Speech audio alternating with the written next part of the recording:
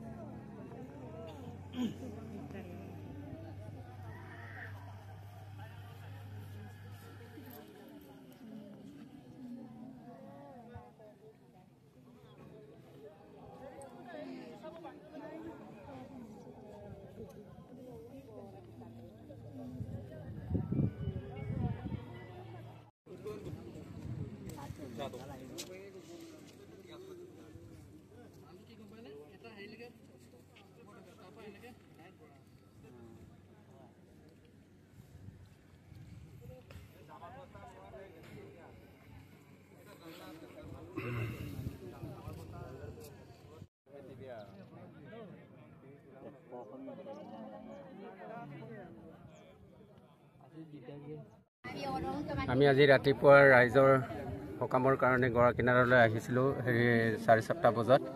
আৰু ইয়াতে তেখেতে যিজন মানে পানীত ঢুকাইছে তেখেতে মানে হেৰিয়াতে 8টা বজাত এনেই পূজা অৰ্চনাবোৰ মানে যোগাৰ কৰিবৰ কাৰণে তেখেতে পানীতে গা ধুবলৈ গ'ল। আৰু গা ধুওঁতেও তেখেতে ইমান দোৱা নাই, কঁকাললৈকে পানী পাইছিলে। তাতে আমি নিজৰ কাম কৰি আছিলোঁ, তেখেতে অকলে গাটো ধুই আছিলে আমাৰ অকণমান আগত। তেওঁ আমি মানে এবাৰ ডুব মাৰি মুচি টকালৈকে আমি গমটো পালোঁ। তাৰপিছৰ পৰা আমি গমটো নাপালোঁ ক'ত কেনেকৈ। তাৰপিছতে আমি বিচাৰ কৰিছোঁ। তেখেতৰ নামটো কি আছিলে? লংকেশ্বৰ কুলি। হয়, কোন কুলিচাপৰি? কুলিচাপৰি হয় আছিল। এতিয়া মলয়াচাপৰি তেতিয়া আমাৰ মলয়াচাপৰি আমি সকামটো কৰিবলৈ আহিছিলোঁ। হয় হয়। এতিয়া SDRF বিচাৰ কৰি আছে চাগে? SDRF বিচাৰ কৰি আছে, কিন্তু ইতিমধ্যলৈকে একো গমগতি পোৱা নাই। ঠিক আছে।